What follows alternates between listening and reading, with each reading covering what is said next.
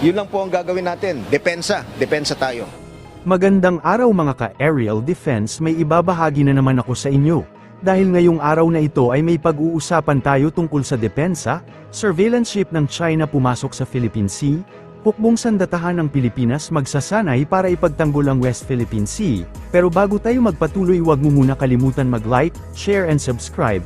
Manatiling nakatutok sa aming channel para updated ka sa balitang militar at West Philippine Sea. Ang People's Liberation Army Navy Dongdaeo-class surveillance ships ay naglayag na sa Japan ngayong linggo patungo sa Philippine Sea. Ayon sa mga inilabas ng Japan Joint Staff Office, ang Dongdaeo-class surveillance ship na Chanshoksing 795 ay nakitang naglalayag sa silangan sa isang lugar 62 milya kanluran ng isla ng Amami Oshima bago tumulak sa Philippine Sea.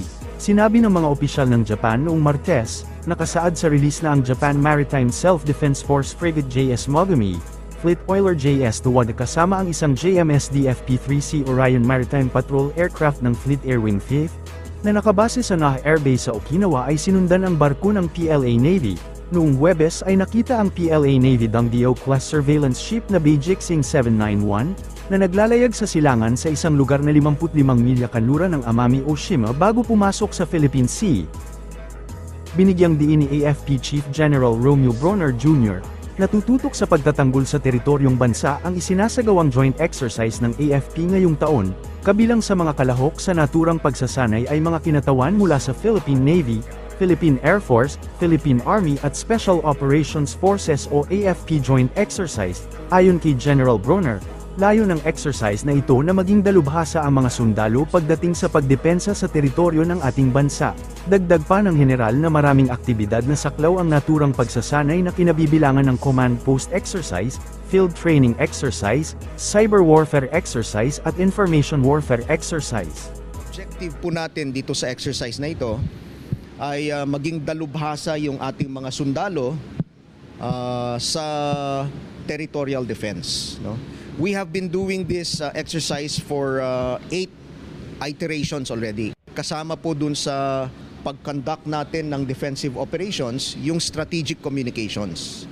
Dahil kailangan po natin maibigay yung tamang impormasyon, hindi lamang sa ating mga kababayan, kundi sa buong mundo. Sa gera ay kailangan niya tamang impormasyon ang binibigay natin. Dahil maraming mga fake news na nagkalat, and sometimes yung pong mga fake news na yan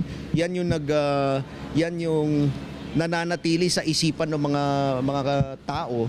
So it could turn the tide of the war. It could turn the tide of the war, no? Katulad niya, for example, sa mga nangyayari ngayon sa buong mundo ng mga gera. Talagang very strong yung kanilang information warfare, no? Kasi nga kung yung narrative ng kalaban ang umiiral, talo ka na dun sa gera na yon, no? Ganyan din nangyayari sa South China Sea at sa West Philippine Sea, di ba? Alam natin yan, na kahit na tayo yung binabangga ng mga Chinese Coast Guard at ng mga Chinese militia, ang lumalabas sa balita kung minsan tayo pa ang bumangga sa kanila, no? Fake news. So we have to counter that and we have to rehearse that in times of war. So meron tayong mga grupo ng mga cyber warriors. Ang gagawin po nila is that they will try to defend our network, no, from cyber attacks. Yun lang po ang gagawin natin. Depensa tayo. Daraos naman ang island seizure exercises sa western portion ng lalawigan ng Palawan, magtatagal ang pagsasanay hanggang sa ika-15 ng Nobyembre ng taong ito, sabi ni Ajax Dagat pa Executive Agent Colonel Michael Logico, na ang mga ehersisyo ay hindi nakadirekta sa sinuman. The area of West Philippine Sea will be conducting a series of exercises, all of which will be taking part in the western portion of Palawan. We will be having island seizure exercises, amphibious counter-landing exercises, and air defense exercises. Kasama dyan yung joint intelligence, surveillance, and reconnaissance and maritime security exercises. They have a front seat to the exercise. Manonood sila. Yes. And we don't mind. This is not aimed at anybody. This is purposely conducted to improve our combat readiness and to guarantee that our joint forces are fully competent and proficient to carry out their mandate. We have done the contingencies for the in the planning, and of course we expect that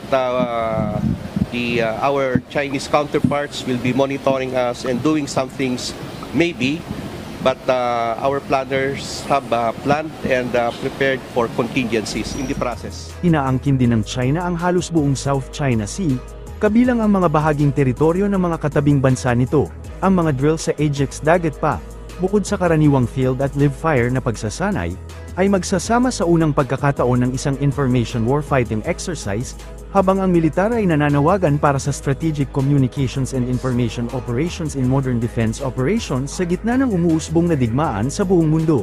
Inihayag ni Armed Forces of the Philippines Chief of Staff General Romeo Bronner Jr., na na-restore na ang daliri ng Navy personnel na naputulan ng daliri dahil sa panghaharas ng China noong June 17 sa Ayungin Shoal sa West Philippine Sea. Ayon kay General Bronner, balik trabaho na ang Navy personnel matapos maibalik sa dati ang daliri nito, nito lamang nakaraang 2 buwan. Balik na po yung kanyang daliri and he's now it's now functioning well normally. I think mga 2 months ago nung naibalik, no? So yes, oo, free of charge, no? Free of charge. Samantala, binigyang diin ng AFP chief na patuloy pa rin ang panawagan nila sa China na bayaran ng 60 milyon pesos na halaga ng mga nasirang gamit, at halaga ng mga ninakaw nitong baril, naputol ang inlalaki ni Facundo habang ang mga puwersang Chino ay bumangga ng butas, sumakay, at hinihila ang mga sasakyang pandagat ng Pilipinas. Kinuha rin nila ang mga baril sa barko. Nakikita sa insidente ang pinakamarahas na aksyon ng China laban sa mga tauhang Pilipino.